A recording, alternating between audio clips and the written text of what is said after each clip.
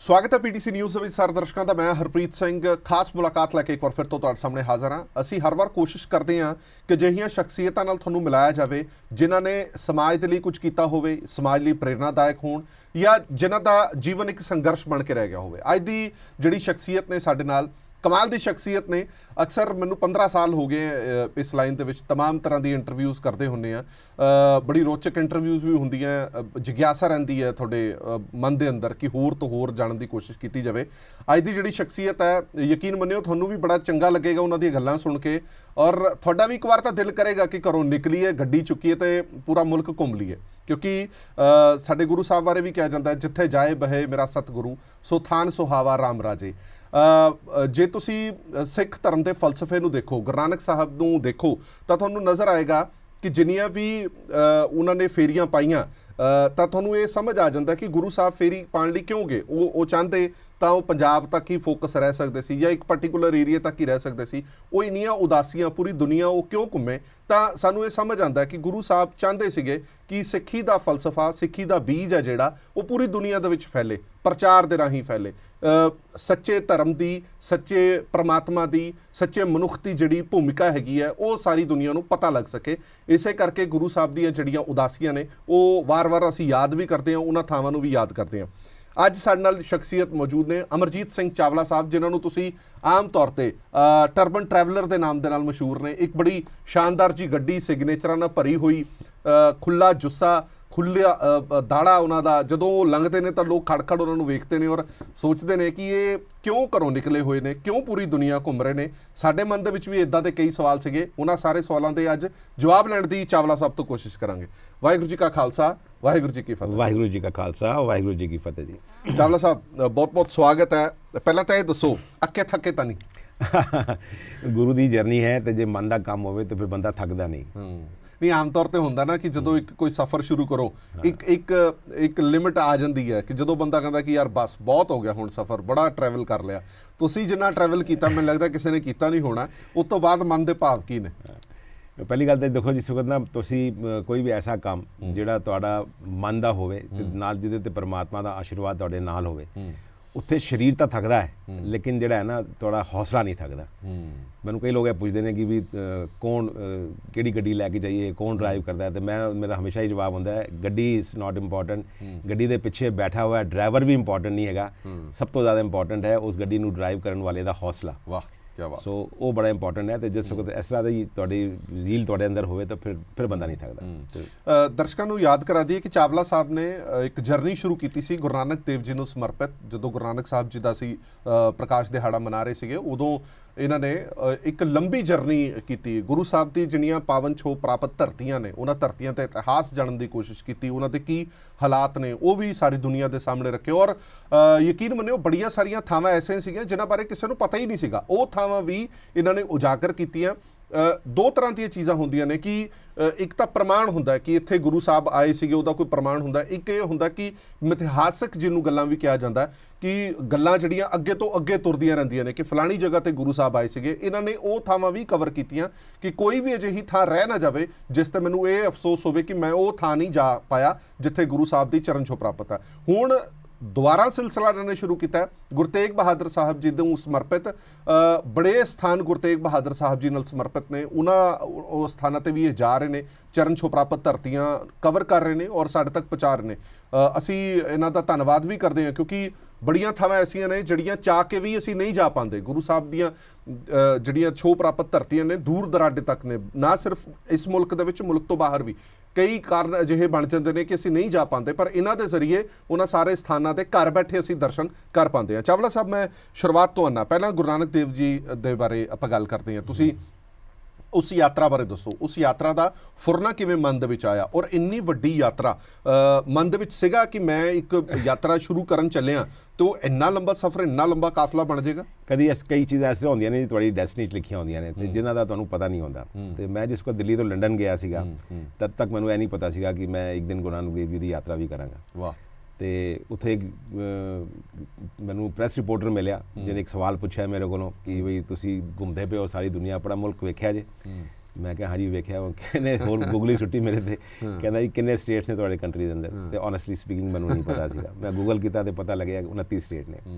ਤੇ ਉਹਨੂੰ ਮੈਂ ਕਿਹਾ ਜੀ ਮੈਨੂੰ ਪਤਾ 29 ਸਟੇਟ ਨੇ, ਤੇ ਆਈ ਐਮ ਸੌਰੀ ਮੈਨੂੰ ਉਸ ਨਹੀਂ ਪਤਾ ਸੀ, ਪਰ ਹੁਣ ਮੈਂ ਪਹਿਲੇ ਜਾ ਕੇ ਵਾਪਸ ਪਹਿਲੇ 29 ਸਟੇਟ ਪੂਰੇ ਕਰਾਂਗਾ, ਤੇ ਫਿਰ ਮੈਂ ਤੇਰੇ ਮੁਲਕ ਵਿੱਚ ਆਵਾਂਗਾ, because he was N American, ਤੇ ਮੈਂ ਤੇਰੇ ਮੁਲਕ ਵਿੱਚ ਆ ਕੇ ਤੇਰੇ ਪੰਜਾਬ ਹੀ ਪੂਰੇ ਕਰਾਂਗਾ। ਵਾਹ। ਸੋ ਇੱਕ ਉਹ ਚੈਲੰਜ ਜਿਹਾ ਸੀਗਾ ਤੇ ਉਹ ਮੈਂ ਦੇ ਕੇ ਆ ਗਿਆ। ਵਾਪਸ ਆਇਆ ਤੇ ਮੈਨੂੰ ਇਹ ਪਤਾ ਲੱਗਿਆ ਕਿ ਗੁਰੂ ਨਾਨਕ ਦੇਵ ਜੀ ਦਾ 550ਵਾਂ ਪ੍ਰਕਾਸ਼ ਪੁਰਬ ਆ ਰਿਹਾ, ਤੇ ਉਹਨਾਂ ਨੇ ਇੰਨਾ ਟਰੈਵਲ ਕੀਤਾ। ਤੇ ਜਿਸ ਵਕਤ ਮੈਂ ਉਹਨਾਂ ਦੀ ਹਿਸਟਰੀ ਕੰਪਾਈਲ ਕਰ ਰਿਹਾ ਸੀ ਤੇ ਰੂਟ ਪਲਾਨ ਬਣਾ ਰਿਹਾ ਸੀ ਦੇਖਣ ਵਾਸਤੇ, ਤੇ ਪਤਾ ਲੱਗਿਆ ਕਿ 29 ਚੋਂ 27 ਸਟੇਟਾਂ 'ਚ ਤਾਂ ਮਹਾਰਾਜ ਗਏ ਨੇ। ਤਾਂ ਉਹ ਮੈਨੂੰ ਇਹ ਲੱਗਿਆ ਕਿ ਮੇਰੀ ਜਿਹੜੀ ਪਹਿਲੀ ਜਰਨੀ ਜਿਹੜੀ ਸੀਗੀ, ਉਹ ਗੁਰੂ ਸਾਹਿਬ ਮੇਰਾ ਟੈਸਟ ਲੈ ਰਹੇ ਸੀਗੇ। ਉਹ ਦਿੱਲੀ ਤੋਂ ਲੰਡਨ ਵਾਜ਼ ਮਾਈ ਟੈਸਟ, ਤੇ ਅਸਲ ਮੈਂ ਕੁਝ ਹੋਰ ਕਰਨਾ ਸੀਗਾ, ਮੈਂ ਕੁਝ ਕਿਸੇ ਹੋਰ ਕੰਮ ਵਾਸਤੇ ਬਣਿਆ ਸੀਗਾ। ਤਾਂ ਉਹ ਮਨ ਵਿੱਚ ਫਿਰ ਜਿਹੜੀ ਭਾਵਨਾ ਸੀ, ਉਹ ਦ੍ਰਿੜ ਨਿਸ਼ਚੈ ਹੋ ਗਿਆ ਕਿ ਹੁਣ ਇਹ ਕਰਨੀ ਹੈ। ਤੇ ਜਿਸ ਵਕਤ ਅਸੀਂ ਸ਼ੁਰੂ ਕੀਤਾ ਸੀ, ਇਹ 4 ਮਹੀਨੇ ਦਾ ਪਲਾਨ ਸੀਗਾ, ਲੇਕਿਨ ਕਰਦੇ ਕਰਦੇ ਉਹਨੂੰ 8 ਮਹੀਨੇ ਹੋ ਗਏ। 44,000 ਕਿਲੋਮੀਟਰ 8 ਮਹੀਨੇ ਦਾ ਸਫ਼ਰ, ਜਿਹਦੇ ਅੰਦਰ ਅਸੀਂ 29 ਦੇ 29 ਸਟੇਟਸ ਇੰਡੀਆ ਦੇ ਕੀਤੇ, ਫਿਰ ਨਾਲ 6 ਨੇਬਰਿੰਗ ਕੰਟਰੀਜ਼ ਵੀ ਕੀਤੀਆਂ, ਇਨਕਲੂਡਿੰਗ ਪਾਕਿਸਤਾਨ। ਉਹ ਸਾਰਾ ਕੁਝ ਕੀਤਾ, ਤੇ ਪਾਕਿਸਤਾਨ ਤੋਂ ਇਸ ਪਾਸੇ ਦਾ ਹਿੱਸਾ ਜਿਹੜਾ ਅਸੀਂ ਸਾਰਾ ਅਸੀਂ ਕਵਰ ਕਰ ਲਿਆ। ਹੁਣ ਪਾਕਿਸਤਾਨ ਤੋਂ ਪਰਲੇ ਬੰਨੇ ਦਾ ਜਿਹੜਾ ਹੈਗਾ ਅਫਗਾਨਿਸਤਾਨ, ਈਰਾਨ, ਇਰਾਕ, ਉਹ ਫਿਰ ਕਰੋਨਾ ਕਰਕੇ ਵੀ ਵਾਸ ਸਟਕ, ਤੇ ਜਿਸ ਤਰ੍ਹਾਂ ਉਹ ਖੁੱਲੇਗਾ ਤੇ ਉਹ ਵੀ ਕਰਾਂਗੇ। ਤੁਸੀਂ ਮੈਂ ਬੜਾ ਹੈਰਾਨ ਹਾਂ, ਜਿਵੇਂ ਸਰਦਾਰ ਸਾਹਿਬ ਨੇ ਦੱਸਿਆ 44,000 ਕਿਲੋਮੀਟਰ ਦਾ ਸਫ਼ਰ ਤੈਅ ਕੀਤਾ, 4 ਮਹੀਨੇ ਦੀ ਪਲਾਨ ਸੀ, 8 ਮਹੀਨੇ ਲੱਗ ਗਏ। ਇਸ ਸਾਰੇ ਸੰਦਰਭ ਦੇ ਵਿੱਚ ਜਦੋਂ ਤੁਸੀਂ ਸਾਰੀ ਥਾਵਾਂ ਤੇ ਘੁੰਮੇ, ਕਿਹੜੀ ਚੀਜ਼ ਤੁਹਾਨੂੰ ਨਜ਼ਰ ਆਈ, ਕਿਹੜੀ ਉਹ ਭਾਵਨਾ ਨਜ਼ਰ ਆਈ? ਅੱਜ ਤੁਸੀਂ ਜਿਵੇਂ ਤੁਸੀਂ ਦੱਸਿਆ ਕਿ ਬੜੀਆਂ ਔਖਾਈਆਂ ਵੀ ਆਈਆਂ ਹੋਣੀਆਂ, ਤੁਹਾਨੂੰ ਬੜੀਆਂ ਮੁਸ਼ਕਲਾਂ ਵੀ ਆਈਆਂ ਹੋਣੀਆਂ। ਅਸੀਂ ਜਦੋਂ ਉਸ ਸਮੇਂ ਨੂੰ ਧਿਆਨ ਦੇ ਵਿੱਚ ਰੱਖੀਏ, ਜਦੋਂ ਗੁਰੂ ਸਾਹਿਬ ਨੇ ਇੰਨੀ ਲੰਬੀ ਯਾਤਰਾ ਕੀਤੀ ਸੀ, ਜਦੋਂ ਕੰਪੈਰੀਜ਼ਨ ਅਸੀਂ ਅੱਜ ਦੇ ਸਮੇਂ ਨਾਲ ਕਰਦੇ ਹਾਂ, ਤਾਂ ਤੁਹਾਡੇ ਰੌਂਗਟੇ ਨਹੀਂ ਖੜੇ ਹੁੰਦੇ ਕਿ ਗੁਰੂ ਸਾਹਿਬ ਨੇ ਇੰਨੀ ਯਾਤਰਾ ਕਿਵੇਂ ਕੀਤੀ ਹੋਣੀ? ਅਸੀਂ ਕੰਪੈਰੀਜ਼ਨ ਕਰ ਹੀ ਨਹੀਂ ਸਕਦੇ। ਹੁਣ ਗੁਰੂ ਸਾਹਿਬ ਦੇ ਬਾਰੇ ਜੇ ਕਹਿੰਦੇ ਉਹ ਜਾਣੀ ਜਾਣ ਸੀ, ਪਰਮਾਤਮਾ ਦੇ ਸਰੂਪ ਸੀਗੇ। ਕਈ ਲੋਕਾਂ ਨੇ ਇਤਿਹਾਸ ਹੀ ਜਦ ਦੱਸਿਆ ਕਿ ਉਹਨਾਂ ਨੇ ਪਲਕ ਝਪਕੀ ਤੇ ਪਹੁੰਚ ਗਏ। ਮੇਰਾ ਮੰਨਣਾ ਕੁਝ ਹੋਰ ਹੈ। ਮੇਰਾ ਕਹਿਣਾ ਹੈਗਾ ਕਿ ਗੁਰੂ ਸਾਹਿਬ ਮਨੁੱਖ ਰੂਪ ਵਿੱਚ ਆਏ ਸੀਗੇ, ਉਹਨਾਂ ਨੇ ਆਪਣੇ ਪਿੰਡੇ ਤੇ ਸਾਰੇ ਉਹ ਕਸ਼ਟ ਹੰਡਾਏ ਨੇ ਜਿਹੜੇ ਕਿ ਮੈਂ ਇਸ ਯਾਤਰਾ ਦੇ ਦੌਰਾਨ ਇੱਕ ਕਾਰ ਤੇ ਜਾਣ ਦੇ ਬਾਵਜੂਦ, ਇੰਨੀ ਕੰਫਰਟ ਹੋਣ ਦੇ ਬਾਵਜੂਦ ਮੈਂ ਮਹਿਸੂਸ ਕੀਤੇ ਨੇ। ਤੇ ਉਹਨਾਂ ਨੇ ਤੇ ਉਹ ਵਿਚਾਰੇ ਪੈਦਲ ਤੁਰੇ ਹੋਣਗੇ, ਜੰਗਲਾਂ 'ਚ ਗਏ ਹੋਣਗੇ, ਖਾਣਾ ਉਹਨਾਂ ਨੇ ਨਹੀਂ ਖਾਇਆ ਹੋਣਾ, ਜਾਂ ਕਿਸ ਤਰੀਕੇ ਨਾਲ ਉਹ ਜਦ ਤੁਸੀਂ ਜੇ ਆਪ ਕਰਦੇ ਹੋ ਤਾਂ ਤੁਹਾਨੂੰ ਮਹਿਸੂਸ ਹੁੰਦਾ ਕਿ ਉਹ ਕਿਸ ਹਾਲਾਤਾਂ ਦੇ ਵਿੱਚ ਉਹਨਾਂ ਨੇ ਇਹ ਜਰਨੀ ਕੀਤੀ ਸੀ। ਮੇਰਾ ਸਭ ਤੋਂ ਮੁੱਖ ਜਿਹੜਾ, ਅਗਰ ਮੈਂ ਪੂਰੀ ਆਪਣੀ ਇਸ ਯਾਤਰਾ ਨੂੰ ਅਗਰ ਕੰਪਾਈਲ ਕਰਾਂ 2 ਲਫ਼ਜ਼ਾਂ ਦੇ ਅੰਦਰ, ਤੇ ਮੈਂ ਸਿੱਕੇ ਦਾ ਇੱਕ ਪਹਿਲੂ ਵੇਖਿਆ ਸੀ ਆਪਣੀ ਜ਼ਿੰਦਗੀ ਦੇ ਵਿੱਚ। ਮੈਨੂੰ ਸਿੱਕੇ ਦਾ ਦੂਸਰਾ ਪਹਿਲੂ ਦੇਖਣ ਦਾ ਮੌਕਾ ਇਸ ਯਾਤਰਾ ਦੇ ਦੌਰਾਨ ਹੀ ਮਿਲਿਆ। ਕਿਉਂਕਿ ਮੈਂ ਹਮੇਸ਼ਾ, ਅਸੀਂ ਬਿਜ਼ਨਸ ਫੈਮਿਲੀ ਤੋਂ ਆਨੇ ਹੈਗੇ ਹਾਂ, ਇੱਕ ਸੰਪੰਨ ਪਰਿਵਾਰ ਸੀ, ਕਦੀ ਉਹ ਦਰਿਦਰਤਾ ਤੇ ਉਹ ਵਾਲਾ ਹਿੱਸਾ ਜਿਹੜਾ ਕਦੀ ਨਾ ਦੇਖਿਆ ਸੀ, ਨਾ ਕਦੀ ਦੇਖਣ ਦਾ ਮੌਕਾ ਮਿਲ ਸਕਦਾ ਸੀਗਾ। ਇਹ ਪੂਰੀ ਯਾਤਰਾ ਦੇ ਦੌਰਾਨ ਅਸੀਂ 8 ਮਹੀਨੇ ਗੁਰਦੁਆਰਾ ਸਾਹਿਬ ਦੇ ਸਰਾਵਾਂ 'ਚ ਰਹੇ ਹਾਂ। ਕਮਰੇ ਚੰਗੇ ਵੀ ਸੀ, ਮਾੜੇ ਵੀ ਸੀ। ਮੈਂ ਬਚਪਨ ਵਿੱਚ ਕਹਾਣੀ ਸੁਣਦਾ ਸੀਗਾ ਵੀ ਜੀਣ ਲਈ ਕੀ ਚਾਹੀਦਾ ਹੈਗੇ, 2 ਫੁਲਕੇ ਤੇ ਰਾਤ ਰਹਿਣ ਲਈ ਛੱਤ। ਆਈ ਲਿਟਰਲੀ ਲਿਵਡ ਦੈਟ 8 ਮੰਥਸ। ਉਹ ਮੈਂ 2 ਫੁਲਕੇ ਗੁਰਦੁਆਰੇ ਦੇ ਲੰਗਰ ਅਸੀਂ ਛਕਦੇ ਸੀਗੇ, ਮੀਆਂ ਬੀਬੀ ਦੋਨੋਂ। ਰਾਤ ਸੌਣ ਲਈ ਛੱਤ ਹੁੰਦੀ ਸੀਗੀ, ਪੱਖਾ ਹੁੰਦਾ ਸੀ ਨਹੀਂ ਹੁੰਦਾ ਸੀ, ਏਸੀ ਸੀਗਾ, ਬਾਥਰੂਮ ਠੀਕ ਸੀਗਾ, ਮਾੜਾ ਸੀਗਾ, ਕੁਝ ਨਹੀਂ ਪਤਾ ਲੱਗਦਾ ਸੀ, ਕਿਉਂਕਿ ਰਾਤੀ ਥੱਕਿਆ ਇਨਸਾਨ ਜਿਸਕਾ ਹੁੰਦਾ ਨਾ, ਤੇ ਨੀਂਦਰ ਇਸ ਤਰ੍ਹਾਂ ਸਕੂਨ ਦੀ ਆਉਂਦੀ ਹੈਗੀ। ਤੇ ਮੈਂ 8 ਮਹੀਨੇ ਦੇ ਅੰਦਰ ਜਿਹੜਾ ਮੇਰਾ ਜ਼ਿੰਦਗੀ ਨੂੰ ਦੇਖਣ ਦਾ ਨਜ਼ਰੀਆ ਸੀਗਾ, ਉਹ ਬਦਲ ਗਿਆ। ਤੇ ਮੈਂ ਬਹੁਤ ਸ਼ੁਕਰਗੁਜ਼ਾਰ ਹਾਂ। ਮੈਂ ਗੁਰੂ ਨੇ ਬੜਾ ਤਰਸ ਕੀਤਾ, ਬੜੀ ਮਿਹਰ ਮੇਰੇ ਤੇ ਕੀਤੀ ਕਿ ਮੈਨੂੰ ਉਹਨਾਂ ਨੇ ਇਸ ਕੰਮ ਲਾਇਕ ਚੁਣਿਆ ਤੇ ਮੈਂ ਉਹਨਾਂ ਦੀ ਯਾਤਰਾ ਕਰ ਸਕਾਂ। ਅੱਗੇ ਦਾ ਵੀ ਸਾਰਾ ਜੀਵਨ ਐਸੀ ਚੀਜ਼ ਨੂੰ ਸਮਰਪਿਤ ਹੈ। ਚਾਵਲਾ ਸਾਹਿਬ, ਇੱਕ ਗੱਲ ਹੋਰ ਬੜੀ ਇੰਟਰਸਟਿੰਗ, ਸਿਰਫ ਇਹ ਨਹੀਂ ਹੁੰਦਾ ਕਿ ਤੁਸੀਂ ਯਾਤਰਾ ਕਰਨ ਗਏ ਹੋ, ਤੁਸੀਂ ਉੱਥੇ ਇਤਿਹਾਸਿਕ ਸਥਾਨ ਦਾ ਦਰਸ਼ਨ ਕੀਤਾ, ਉਸ ਇਤਿਹਾਸਿਕ ਸਥਾਨ ਬਾਰੇ ਲੋਕਾਂ ਤੱਕ ਜਾਣਕਾਰੀ ਪਹੁੰਚਾਉਣੀ, ਉਸ ਸਰਲ ਭਾਸ਼ਾ ਦੇ ਵਿੱਚ ਪਹੁੰਚਾਉਣੀ ਜਿਹੜੀ ਤੁਸੀਂ ਉੱਥੇ ਦੇਖੀ ਹੈ, ਉਹ ਵੀ ਇੱਕ ਕਮਾਲ ਦੀ ਚੀਜ਼ ਹੁੰਦੀ ਹੈ। ਮੈਂ ਗੁਰਦੁਆਰਾ ਸਾਹਿਬ ਗਿਆ, ਮੈਂ ਮੱਥਾ ਟੇਕਿਆ, ਤੇ ਮੈਂ ਉਸ ਗੁਰਦੁਆਰਾ ਸਾਹਿਬ ਦਾ ਇਤਿਹਾਸ, ਉਸ ਗੁਰਦੁਆਰਾ ਸਥਾਨ ਦੀ ਪੂਰੀ ਵਿਉਂਤਬੰਦੀ ਸਮਝਾ ਪਾਵਾਂ। ਹਰ ਕੋਈ ਬੰਦਾ ਕਾਬਲ ਨਹੀਂ ਹੁੰਦਾ, ਪਰ ਉਹ ਗੁਣ ਵੀ ਤੁਹਾਡੇ 'ਚ ਹੈਗਾ। ਉਹ ਤੁਸੀਂ ਜਿਸ ਤਰੀਕੇ ਨਾਲ ਤੁਸੀਂ ਸਮਝਾਉਂਦੇ ਹੋ ਜਾਂ ਇਤਿਹਾਸ ਦੱਸਦੇ ਹੋ, ਉਹ ਬਾਕੀ ਵਾ ਕਮਾਲ ਹੈ। ਮਤਲਬ ਇਹਦੀ ਕੋਈ ਟ੍ਰੇਨਿੰਗ ਲੈਣੀ ਪਈ ਤੁਹਾਨੂੰ ਕਿ ਹਾਲਾਤਾਂ ਨਹੀਂ ਸਮਝਾਤਾ? ਨਹੀਂ, ਕੋਈ ਟ੍ਰੇਨਿੰਗ ਨਹੀਂ। ਜਿਸ ਵਕਤ ਤੁਸੀਂ ਆਪਣੇ ਮਨ ਨਾਲ ਗੱਲ ਕਰਦੇ ਹੋ ਨਾ, ਦੈਨ ਉਹ ਚੀਜ਼ ਬਿਲਕੁਲ ਫਰਕ ਹੁੰਦੀ ਹੈਗੀ। ਆਪਾਂ ਗਿਆਨੀ ਜੀ ਕੋਲ ਵੀ ਇਤਿਹਾਸ ਸੁਣਨੇ ਹੈਗੇ, ਗਿਆਨੀ ਜੀ ਨੇ ਉਹ ਇਤਿਹਾਸ ਰੋਜ਼ ਦਾ ਰੋਜ਼ ਰਿਪੀਟ ਕਰਨਾ ਹੈਗਾ, ਤੇ ਉਹ ਇੱਕ ਤਰੀਕੇ ਦੀ ਰਿਪੀਟੇਸ਼ਨ ਹੋ ਜਾਂਦੀ ਹੈ, ਉਹੀ ਲਫ਼ਜ਼ ਉਹੀ ਚੀਜ਼ਾਂ ਇਸਤੇਮਾਲ ਹੁੰਦੀਆਂ ਨੇ। ਮੈਂ ਉਸ ਜਗ੍ਹਾ ਤੇ ਪਹਿਲੀ ਦਫਾ ਗਿਆ, ਉਸ ਚੀਜ਼ ਦਾ ਮੈਨੂੰ ਜੋ ਸਮਝ ਆਇਆ, ਤੇ ਮੈਂ ਆਪਣੇ ਮਨ ਨਾਲ ਜੋ ਮੈਨੂੰ ਇੱਕ ਆਮ ਭਾਸ਼ਾ ਜੋ ਹੈਗੀ, ਉਹ ਭਾਸ਼ਾ ਦੇ ਅੰਦਰ ਪੂਰੀ ਪੰਜਾਬੀ ਵੀ ਨਹੀਂ ਹੁੰਦੀ, ਕਦੀ ਅੰਗਰੇਜ਼ੀ ਦੇ ਲਫ਼ਜ਼ ਵੀ ਹੁੰਦੇ ਨੇ, ਕਦੀ ਹਿੰਦੀ ਦੇ ਲਫ਼ਜ਼ ਵੀ ਹੁੰਦੇ ਨੇ, ਤੇ ਮੈਂ ਉਹ ਭਾਸ਼ਾ 'ਚ ਕਮਿਊਨੀਕੇਟ ਕਰਨਾ ਲੋਕਾਂ ਨਾਲ ਜਿਹੜੀ ਕਿ ਅੱਜ ਕੱਲ੍ਹ ਦੇ ਲੋਕ ਸਮਝਦੇ ਨੇ, ਅੱਜ ਕੱਲ੍ਹ ਦਾ ਯੂਥ ਸਮਝਦਾ ਹੈਗਾ। ਬਿਲਕੁਲ। ਸੋ ਉਹ ਮਨ ਦੀ ਨਿਕਲੀ ਵੀ ਜਿਹੜੀ ਚੀਜ਼ ਹੈਗੀ, so that becomes very easy to communicate, ਤੇ ਮੈਨੂੰ ਕੋਈ ਪੜ੍ਹਨ ਦੀ ਲੋੜ ਨਹੀਂ ਪੈਂਦੀ। ਠੀਕ ਹੈ। ਚਾਵਲਾ ਸਰ, ਜਿਵੇਂ ਮੈਂ ਸ਼ੁਰੂਆਤੀ ਕਮੈਂਟਸ ਦੇ ਵਿੱਚ ਕਿਹਾ ਕਿ ਜਦੋਂ ਵੀ ਕਿਸੇ ਵੀ ਸਥਾਨ ਦਾ ਇਤਿਹਾਸ ਦੱਸਣਾ ਪਵੇ ਤਾਂ ਦੋ ਤਰ੍ਹਾਂ ਦੀਆਂ ਚੀਜ਼ਾਂ ਹੁੰਦੀਆਂ ਨੇ, ਜਿਵੇਂ ਤੁਸੀਂ ਵੀ ਪਹਿਲਾਂ ਦੱਸਿਆ ਕਿ ਜਾਂ ਤਾਂ ਪ੍ਰਮਾਣ ਹੋਣ ਉੱਥੇ ਜਾਂ ਫਿਰ ਚਲੀਆਂ ਚਲਾਈਆਂ ਗੱਲਾਂ, ਜਿਹਨੂੰ ਅਸੀਂ ਮਿਥਿਹਾਸ ਵੀ ਕਹਿ ਦਿੰਦੇ ਹਾਂ ਕਿ ਇੱਥੇ ਦਾ ਮਿਥਿਹਾਸ ਹੈ, ਇਤਿਹਾਸ ਨਹੀਂ ਹੈ। ਉਹ ਚੀਜ਼ਾਂ ਦੇ ਵਿੱਚ ਕੰਪੈਰੀਜ਼ਨ ਤੁਸੀਂ ਕਿਵੇਂ ਵੇਖਦੇ ਹੋ? ਤੁਸੀਂ ਗੁਰੂ ਸਾਹਿਬ ਦੇ ਜਿੰਨੇ ਵੀ ਸਥਾਨ ਦੇਖੇ ਨੇ ਉਹਨਾਂ ਦੇ ਵਿੱਚੋਂ ਬਹੁਤਾਤ ਦੇ ਵਿੱਚ ਤੁਹਾਨੂੰ ਪ੍ਰੂਫ ਮਿਲੇ ਹੋਣੇ ਨੇ, ਪਰ ਕੁਝ ਥਾਵਾਂ ਐਸੀਆਂ ਵੀ ਸੀਗੀਆਂ ਜਿੱਥੇ ਕੋਈ ਪ੍ਰੂਫ ਨਹੀਂ ਮਿਲਿਆ। ਨਹੀਂ, ਬਤੇਰੇ ਜਗ੍ਹਾ ਐਸੇ ਹੁੰਦੇ ਨੇ, ਆਪਾਂ ਮਿਥਿਹਾਸ ਨਹੀਂ ਕਹਿ ਸਕਦੇ ਉਹਨੂੰ, ਮਿਥਿਹਾਸ ਅਲੱਗ ਚੀਜ਼ ਹੋ ਗਈ। ਉੱਥੇ ਇੱਕ ਸਥਾਨ ਹੈਗਾ, ਗੁਰੂ ਸਾਹਿਬ ਦਾ ਇੱਕ ਸਥਾਨ ਹੈਗਾ, ਹੁਣ ਉਹ ਹਿਸਟੋਰੀਕਲ ਹੈ ਕਿ ਨਹੀਂ ਹੈਗਾ। ਅਗਰ ਅਸੀਂ ਇਹਨੂੰ ਹਿਸਟੋਰੀਕਲ ਕਰਾਰ ਦੇਣਾ ਹੈਗਾ ਤੇ ਫਿਰ ਸਾਨੂੰ ਹਿਸਟੋਰੀਕਲ ਫੈਕਟਸ ਚਾਹੀਦੇ ਨੇ।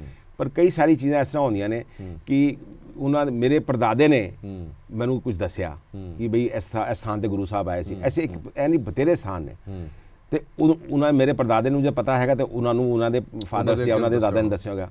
ਸੋ ਉਹ ਜਿਹੜੀ ਕਿਦਵੰਤੀਆਂ ਜਿਹੜੀਆਂ ਨੇ ਉਹ ਚਲੀਆਂ ਆ ਰਹੀਆਂ ਨੇ।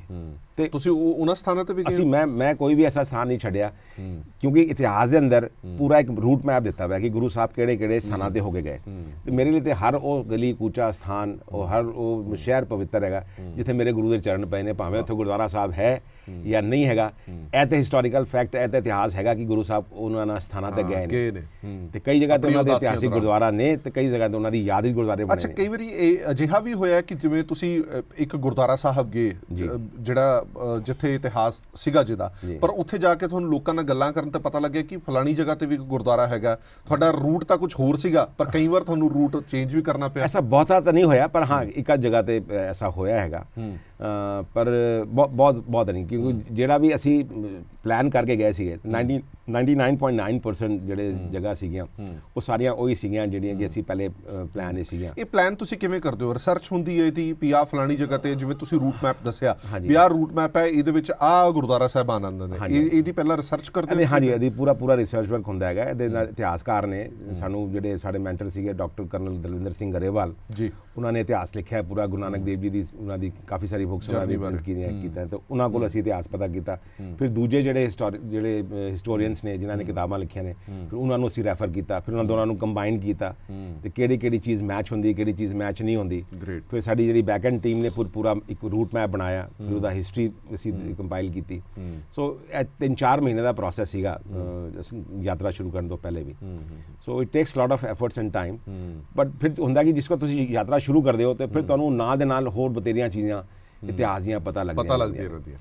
ਤੇ ਇੱਕ ਹੋਰ ਗੱਲ, ਭਾਵੇਂ ਕਈ ਲੋਕਾਂ ਨੂੰ ਸ਼ਾਇਦ ਗੁੱਸਾ ਵੀ ਲੱਗੇ, ਪਰ ਮੈਂ ਅਕਸਰ ਇਹ ਬੋਲ ਦੇਣਾ ਹੁੰਦਾ ਕਿ ਸਾਨੂੰ ਵੀ ਇਹ ਮਿਹਣਾ ਮਿਲਦਾ ਹੁੰਦਾ ਕਿ ਸਿੱਖਾਂ ਨੇ ਇਤਿਹਾਸ ਸਿਰਜਿਆ ਪਰ ਇਤਿਹਾਸ ਸਾਂਭਿਆ ਨਹੀਂ ਹੈ। ਤੁਸੀਂ ਜਿੱਥੇ ਘੁੰਮ ਕੇ ਆਏ ਹੋ, ਤੁਹਾਨੂੰ ਵੀ ਅਜਿਹਾ ਕੁਝ ਨਜ਼ਰ ਆਇਆ? ਤੁਸੀਂ ਨਾ ਮੇਰੀ ਦੁੱਖ ਦੀ ਰੱਖ ਨੂੰ ਹੱਥ ਲਾਤਾ। ਇਨਫੈਕਟ ਸਾਡੀ ਆਪਣੀਆਂ ਖੁਦ ਦੀਆਂ ਕੌਮ ਦੀ ਕਮੀਆਂ ਨੇ। ਅਸੀਂ ਜਿਸ ਤਰੀਕੇ ਨਾਲ ਇਤਿਹਾਸ ਸਾਂਭਿਆ ਜਾਣਾ ਚਾਹੀਦਾ ਸੀਗਾ ਉਸ ਤਰੀਕੇ ਨਾਲ ਨਹੀਂ ਸਾਂਭਿਆ, ਪਰ ਚਲੋ ਗੁਰੂ ਸੋਝੀ ਦੇਵੇ, ਹਲੇ ਵੀ ਆਪਾਂ ਸਾਂਭ ਲਈਏ। ਮੇਰੀ ਇੱਕ ਚੀਜ਼ ਦੀ ਤਸੱਲੀ ਹੈਗਾ, ਬੜਾ ਅੰਦਰੋਂ ਮੈਂ ਗੁਰੂ ਦਾ ਬੜਾ ਸ਼ੁਕਰਗੁਜ਼ਾਰ ਹੈਗਾ ਕਿ ਉਹਨਾਂ ਨੇ ਮੈਨੂੰ ਬਖਸ਼ਿਸ਼ ਕੀਤੀ ਹੈ ਕਿ ਹੁਣ ਮੈਂ ਜਿਹੜੇ ਸਥਾਨਾਂ ਤੱਕ ਗਿਆ ਹੈਗਾ, ਮੈਂ ਨਹੀਂ ਕਹਿ ਸਕਦਾ ਕਿ ਮੈਂ ਗਿਆ, ਗੁਰੂ ਸਾਹਿਬ ਜਿਹੜੇ ਮੈਨੂੰ ਜਿਹੜੇ ਸਥਾਨਾਂ ਤੇ ਲੈ ਕੇ ਗਏ। ਸੋ ਉਹ ਅਸੀਂ ਹੁਣ ਵੈਰੀਫਾਈ ਕਰਨੇ ਪਿਆ ਹਿਸਟਰੀ ਨੂੰ ਕਿ ਜਿਹੜੀ ਹਿਸਟਰੀ ਲਿਖੀ ਗਈ ਹੈਗੀ ਉਦੋਂ ਅੱਜ ਦਾ ਮੌਜੂਦਾ ਹਾਲਾਤ ਕੀ ਨੇ, ਅੱਜ ਦੇ ਗੁਰਦੁਆਰਾ ਸਾਹਿਬ ਦੀ ਕੰਡੀਸ਼ਨ ਕੀ ਹੈਗੀ, ਅੱਜ ਉਸ ਸਥਾਨ ਦੇ ਉੱਤੇ ਕੀ ਚੀਜ਼ ਬਣੀ ਹੈ, ਕੀ ਚੀਜ਼ ਮਿਟੇਕ ਦਿੱਤੀ ਗਈ। ਬੜੇ ਤੇਰੇ ਐਸੇ ਸਥਾਨ ਨੇ, ਮੈਂ ਵਿਦ ਮਾਈ ਡਿਊ ਅਪੋਲੋਜੀਜ਼ ਟੂ ਕਾਰਸੇ ਵਾਲੇ ਜਿੰਨੇ ਵੀ ਬਾਬਾ ਜੀ ਨੇ, ਮੈਂ ਹੱਥ ਜੋੜ ਕੇ ਬੇਨਤੀ ਉਹਨਾਂ ਨੂੰ ਇਹ ਕਰਨਾ ਕਿ ਕਦੇ ਵੀ ਪੁਰਾਣੇ ਸਥਾਨਾਂ ਦੇ ਉੱਤੇ ਜਿਹੜੀ ਕੋਈ ਪੁਰਾਣੀ ਚੀਜ਼ ਹੈ, ਤੁਸੀਂ ਭਾਵੇਂ ਬਹੁਤ ਵਧੀਆ ਮਹਿਲ ਚੁਬਾਰੇ ਬਣਾ ਲਓ, ਗੁਰੂ ਸਾਹਿਬ ਦੇ ਜਿੰਨੇ ਅਸੀਂ ਸੇਵਾ ਕਰੀਏ ਘੱਟ ਹੈਗੀ, ਲੇਕਿਨ ਪੁਰਾਣੀ ਚੀਜ਼ਾਂ ਨੂੰ ਨਹੀਂ ਹਟਾਉਣਾ ਚਾਹੀਦਾ। ਬਿਲਕੁਲ ਠੀਕ। ਉਹਦੇ ਨਾਲ ਇੱਕ ਭਾਵਨਾ ਜੁੜਦੀ ਹੈ। ਮੈਂ ਜਾਣਾ ਅਗਰ ਕਿਸੇ ਗੁਰਦੁਆਰਾ ਸਾਹਿਬ ਤੇ ਮੈਨੂੰ ਪਤਾ ਕਿ ਮੇਰਾ ਗੁਰੂ ਉੱਥੇ ਆਇਆ ਸੀਗਾ, ਤੇ ਮੈਨੂੰ ਇੱਕ ਇੱਟ ਵੀ ਨਜ਼ਰ ਆ ਜਾਏ ਨਾ ਉਹਦੀ, ਤੇ ਮੇਰੀ ਅੱਖਾਂ ਤੋਂ ਅਥਰੂ ਨਹੀਂ ਰੁਕਣਗੇ ਕਿ ਮੈਨੂੰ ਲੱਗਦਾ ਕਿ ਮੈਂ ਅੱਜ 500 ਸਾਲ ਪਹਿਲੇ ਜਾਂ 400 ਸਾਲ ਪਹਿਲੇ ਮੇਰਾ ਗੁਰੂ ਆਏਗਾ, ਇਸ ਇੱਟ ਨੂੰ ਉਹਨੇ ਹੱਥ ਲਾਇਆ ਹੋਣਾ ਹੈ, ਚਰਨ ਛੋਹ ਪ੍ਰਾਪਤ ਹੈ, ਜਾਂ ਇਸ ਪੇੜ ਦੇ ਥੱਲੇ ਉਹ ਬੈਠੇ ਹੋਣੇ ਨੇ, ਇਹ ਉਹ ਪੇੜ ਹੈ, ਉਹ ਦਰਖਤ ਹੈ। ਤੇ ਅੱਜ ਕੱਲ੍ਹ ਤੇ ਸਾਇੰਸ ਬੜੀ ਐਡਵਾਂਸ ਹੈਗੀ, ਤੁਸੀਂ ਪੇੜ ਦੀ ਜਿਹੜੀ ਹੈਗੀ ਉਮਰ ਪਤਾ ਲੱਗ ਜਾਂਦੀ ਹੈ, ਪਤਾ ਕਰ ਸਕਦੇ ਹੈਗੇ ਹੋ।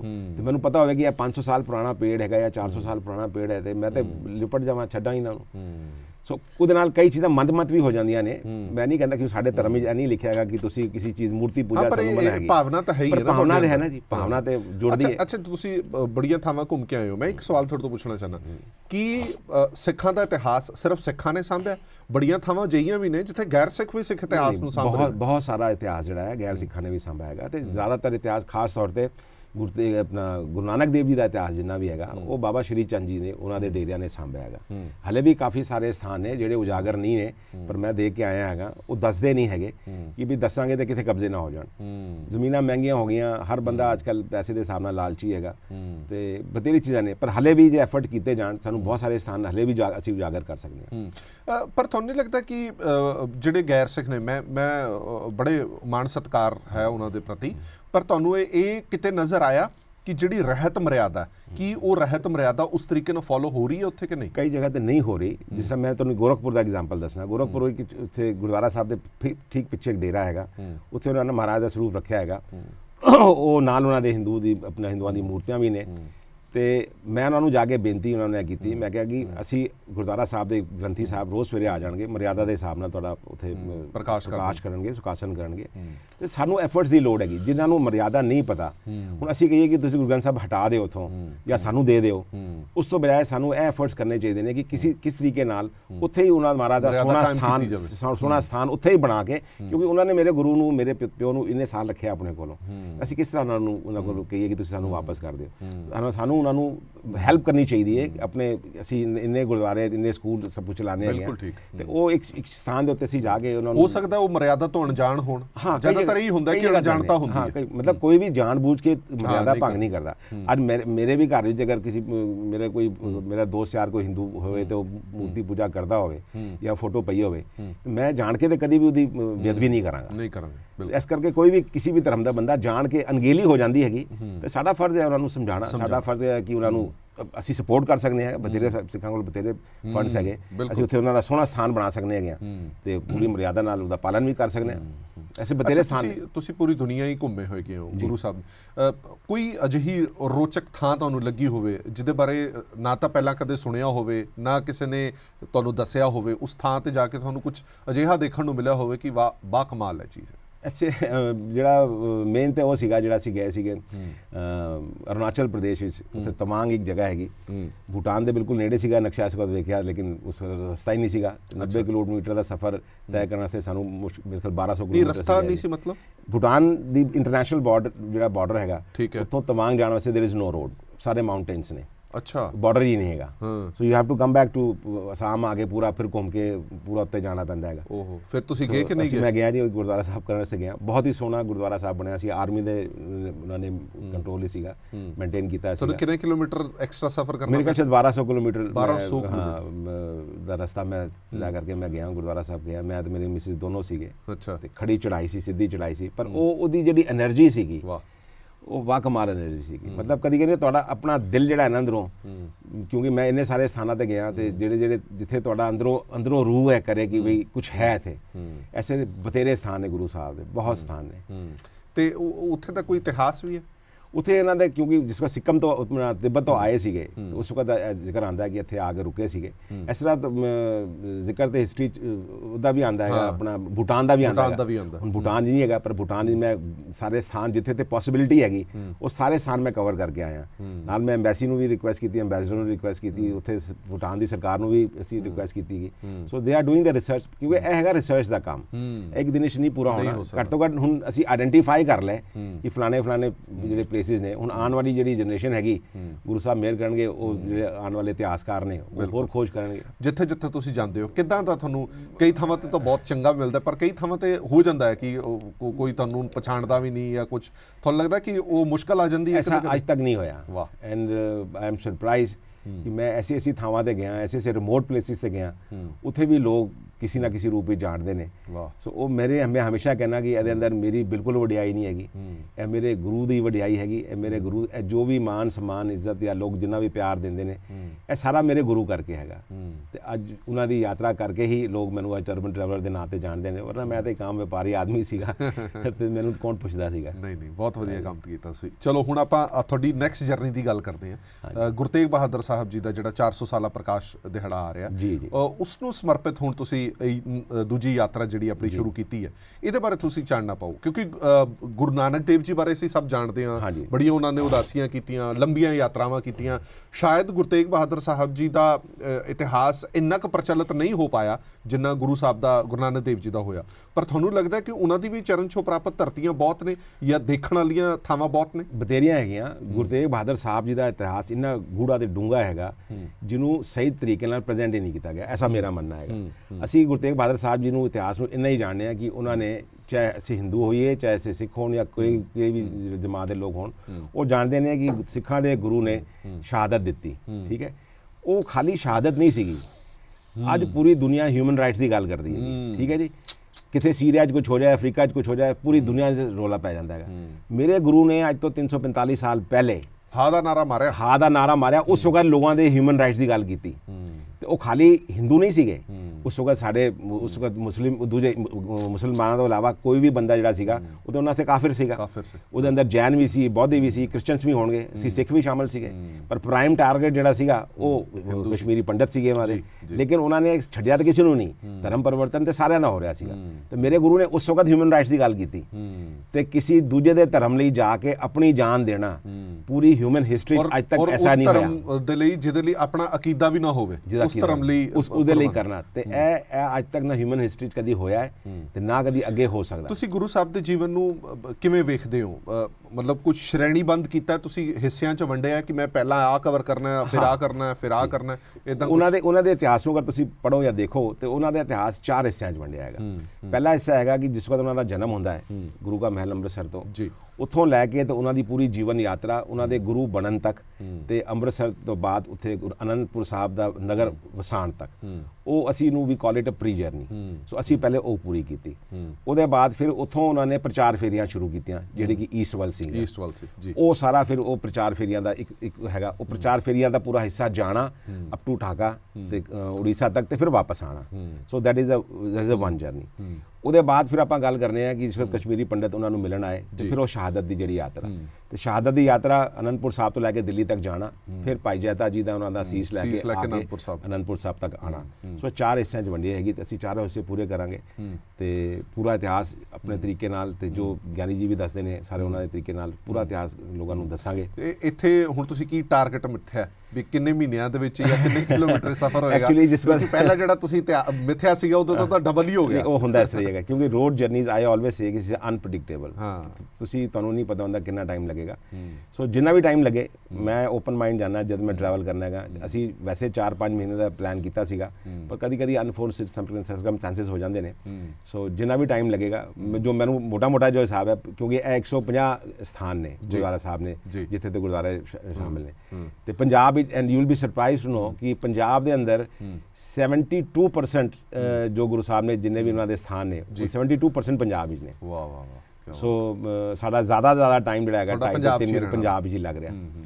ਅੱਛਾ, ਜੋ ਤੁਸੀਂ ਸਫ਼ਰ ਤੇ ਨਿਕਲਦੇ ਹੋ, ਬੜੇ ਹਾਲਾਤ ਅਜਿਹੇ ਵੀ ਬਣ ਜਾਂਦੇ ਨੇ ਜਿਹੜੇ ਸਫ਼ਰ ਨੂੰ ਸੂਟ ਨਹੀਂ ਕਰਦੇ। ਤੁਹਾਡਾ ਮੌਸਮ ਖਰਾਬ ਹੋ ਗਿਆ, ਗੱਡੀ ਖਰਾਬ ਹੋ ਗਈ, ਤਬੀਅਤ ਖਰਾਬ ਹੋ ਗਈ, ਥੱਕ ਗਏ, ਕੁਛ ਹੋ ਗਿਆ, ਅਜਿਹੀਆਂ ਮੁਸ਼ਕਲਾਂ ਆਉਂਦੀਆਂ ਰਹੀਆਂ? ਆਉਂਦੀਆਂ ਨੇ, ਜ਼ਰੂਰ ਆਉਂਦੀਆਂ ਨੇ। ਕਿਉਂਕਿ ਦੇਖੋ ਸਰੀਰ ਥੱਕਦਾ ਹੈਗਾ, ਆਪਾਂ ਇਹ ਕਹੀਏ ਕਿ ਸਰੀਰ ਨਹੀਂ ਥੱਕਦਾ, ਵੀ ਲਗਾਤਾਰ ਤੁਸੀਂ ਟਰੈਵਲ ਹੀ 8 ਮਹੀਨੇ ਤੋਂ ਕਰੀ ਜਾਓ। ਹਾਂ, ਸਰੀਰ ਥੱਕਦਾ ਹੈਗਾ, ਲੇਕਿਨ ਜਿਸ ਵਕਤ ਤੁਹਾਡਾ ਹੌਸਲਾ ਬੁਲੰਦ ਹੁੰਦਾ ਹੈ ਤੇ ਗੁਰੂ ਦੀ ਬਖਸ਼ਿਸ਼ ਹੁੰਦੀ ਹੈ। ਮੈਂ ਰਾਤੀ ਜਿਸ ਵਕਤ ਸੋਨਾ ਹੈਗਾ, ਮੇਰਾ ਸਰੀਰ ਟੁੱਟਿਆ ਹੁੰਦਾ ਹੈਗਾ, ਤੇ ਜਿਸ ਵਕਤ ਸਵੇਰੇ ਮੈਂ ਉੱਠਣਾ, ਮੇਰੀ એનર્ਜੀ ਡਬਲ ਚਾਰਜ ਹੁੰਦੀ ਹੈਗੀ।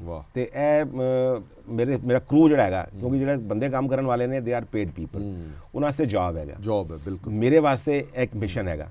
ਸੋ ਮੈਂ ਹਮੇਸ਼ਾ ਹੀ ਕਹਿੰਦਾ ਕਿ there is a big difference between mother and a babysitter. ਬਿਲਕੁਲ ਠੀਕ। ਸੋ ਬੇਬੀ ਸਿਟਰ ਨੂੰ ਮਾਂ ਦਾ ਜਿਹੜਾ ਨਾ ਉਹ ਦੁੱਖ ਨਹੀਂ ਪਤਾ ਹੁੰਦਾ, ਤੇ ਉਹ ਮਾਂ ਨੂੰ ਹੀ ਪਤਾ ਹੁੰਦਾ ਹੈਗਾ। ਸੋ ਮੇਰੀ ਯਾਤਰਾ ਹੈਗੀ, ਗੁਰੂ ਸਾਹਿਬ ਨੇ ਬਖਸ਼ਿਸ਼ ਕੀਤੀ ਹੈ, ਤੇ ਮੈਂ ਥੱਕ ਸਕਦਾ ਹੀ ਨਹੀਂ।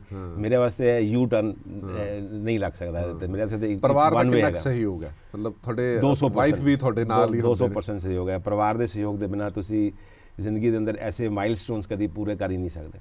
ਸੋ ਮੇਰੇ ਪਰਿਵਾਰ ਦੇ ਅੰਦਰ ਮੇਰੇ ਬੇਟੇ ਦਾ, ਮੇਰੀ ਬੇਟੀ ਦਾ, ਮੇਰੇ ਮਾਪਿਓ ਦਾ, ਮੇਰੀ ਮਿਸਿਸ ਦਾ, ਕਹਿੰਦੇ ਨਹੀਂ ਵੀ ਚਲੋ ਬਹੁਤ ਹੋ ਗਿਆ ਹੁਣ ਗੁਰੂ ਨਾਨਕ ਦੇਵ ਜੀ ਦੀ ਯਾਤਰਾ ਕਰ ਰਹੇ ਵੀ ਹੁਣ ਤੁਹਾਡੀ ਉਮਰ ਵੀ ਹੋ ਗਈ ਹੈ, ਨਹੀਂ ਕਹਿੰਦੇ ਨੇ ਦੇਖੋ ਮਾਂ ਦਾ ਦਿਲ ਹੈ, ਉਹ ਤਾਂ ਕਹਿੰਦਾ ਕਿ ਕਰੋਨਾ ਹੈਗਾ ਤੂੰ ਚੱਲਿਆ ਇਸ ਤਰੀਕੇ ਨਾਲ, ਤੇ ਮੈਂ ਕਹਿੰਦਾ ਜੀ ਮੈਨੂੰ ਤੁਸੀਂ ਗੁਰੂ ਦੇ ਆਸਰੇ ਛੱਡੋ, ਉਹਦਾ ਕੰਮ ਹੈ ਉਹ ਆਪ ਕਰਾਏਗਾ। ਸੋ ਮੈਂ ਹੁਣੇ ਵੀ ਦਿੱਲੀ ਹੋ ਕੇ ਆਇਆ, 2-3 ਦਿਨ ਪਹਿਲੇ ਕਰ ਗਿਆ ਸੀਗਾ, ਮੈਡੀਕਲ ਚੈੱਕਅਪ ਕਰਾਉਣਾ ਸੀ ਗਿਆ ਸੀ ਆਪਣਾ। ਸੋ ਮਾਂ ਪਿਓ ਤਾਂ ਕਹਿੰਦੇ ਨੇ। ਅੱਛਾ, ਅਮਰਜੀਤ ਸਿੰਘ ਚਾਵਲਾ ਜਦੋਂ ਇਸ ਸਾਰੀ ਯਾਤਰਾ ਨੂੰ ਕਰਕੇ ਆਇਆ ਤਾਂ ਕੀ ਮਹਿਸੂਸ ਹੁੰਦਾ ਤੁਹਾਨੂੰ, ਜਾਂ ਕੀ ਘਾਟ ਨਜ਼ਰ ਆਉਂਦੀ ਹੈ, ਜਾਂ ਕੀ ਤੁਹਾਡਾ ਦਿਲ ਕਰਦਾ ਕਿ ਯਾਰ ਇਹ ਹੋਣਾ ਚਾਹੀਦਾ ਜੋ ਹੋ ਨਹੀਂ ਰਿਹਾ? ਦੇਖੋ ਜੀ, ਜੇ ਧਰਮ ਦੇ ਮੁਤਲਕ ਗੱਲ ਕਰੀਏ ਤਾਂ ਬਥੇਰੀ ਸਾਰੀ ਚੀਜ਼ਾਂ ਨੇ।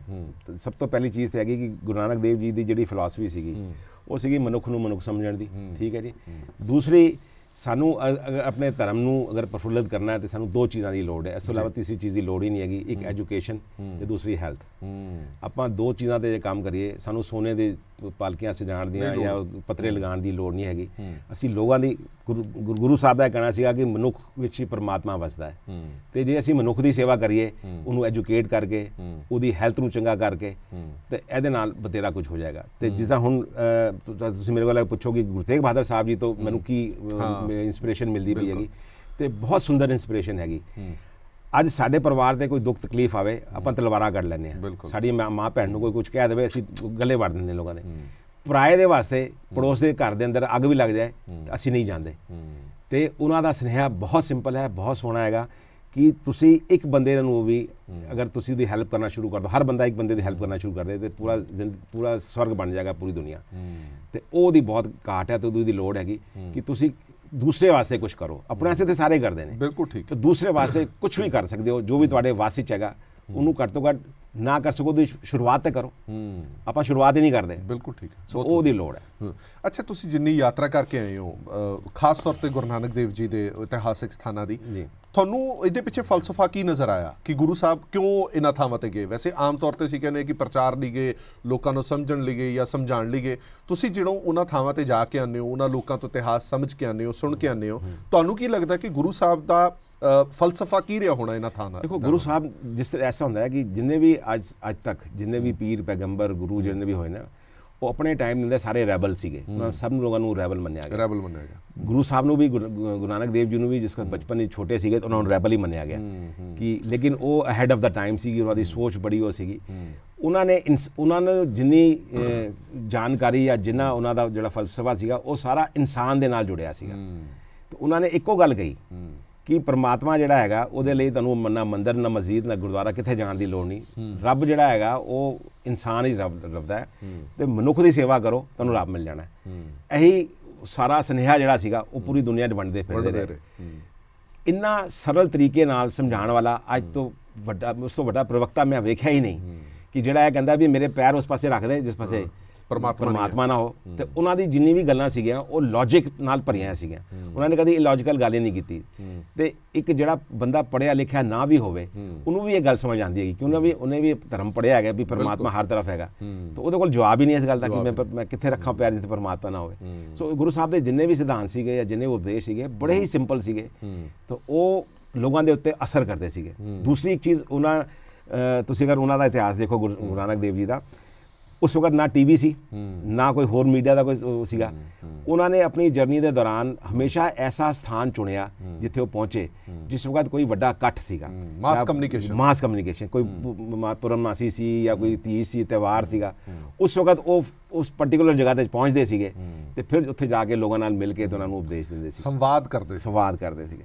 ਸੋ that was a very smart ਜਿਹੜਾ ਸੀਗਾ ਉਹਨਾਂ ਦਾ ਪੂਰਾ, ਉਹਨਾਂ ਨੇ ਵੀ ਪਲਾਨ ਕੀਤਾ ਹੋਣਾ ਉਸ ਵਕਤ। ਅੱਛਾ, ਮੈਨੂੰ ਕਈ ਵਾਰ ਤੁਹਾਨੂੰ ਲੱਗਦਾ, ਪਤਾ ਨਹੀਂ ਸਾਡੀਆਂ ਗੱਲਾਂ ਤੋਂ ਕਈ ਲੋਕ ਖੁਸ਼ ਵੀ ਨਾ ਹੋਣ, ਕਿ ਸਾਨੂੰ ਥੋੜਾ ਜਿਹਾ ਕੱਟੜਤਾ ਜਿਹੜੀ ਹੈਗੀ ਹੈ ਉਹ ਵੀ ਨੁਕਸਾਨ ਕਰਦੀ ਹੈ। ਮੈਂ ਸਿਰਫ ਇਸ ਲਈ ਕਹਿ ਰਿਹਾ ਕਿ ਬੜੀਆਂ ਥਾਵਾਂ ਜਿਹੜੀਆਂ ਤੁਸੀਂ ਦਿਖਾਈਆਂ ਉਹਦੇ ਤੇ ਕਿੰਤੂ ਪਰੰਤੂ ਇਹ ਵੀ ਕੀਤਾ ਗਿਆ ਹੋਣਾ ਕਿ ਆ ਜੀ ਇੱਥੇ ਦੇਖੋ ਆ ਸਿਰੋਂ ਮੋਨਾ ਬੰਦਾ ਕਿਵੇਂ ਗੁਰੂ ਗ੍ਰੰਥ ਸਾਹਿਬ ਜੀ ਦੀ ਸੇਵਾ ਕਰ ਰਿਹਾ, ਇਹ ਤਾਂ ਜੀ ਇਹ ਗੁਰਦੁਆਰਾ ਸਾਡੇ ਕੋਲ ਹੋਣਾ ਚਾਹੀਦਾ ਹੈ, ਇਹ ਹੋਣਾ ਚਾਹੀਦਾ। ਤੁਹਾਨੂੰ ਲੱਗਦਾ ਕਿ ਥੋੜਾ ਜਿਹਾ ਸਾਨੂੰ ਥੋੜਾ ਜਿਹਾ ਨਹੀਂ, ਬਹੁਤ ਖੋਲਣਾ ਚਾਹੀਦਾ ਆਪਣਾ ਦਿਮਾਗ ਵੀ। ਤੁਸੀਂ ਤਾਂ ਬੜੇ ਸਵਿਫਟਲੀ ਐਂਡ ਸੌਫਟਲੀ ਕਹਿੰਦੇ ਪਿਓ।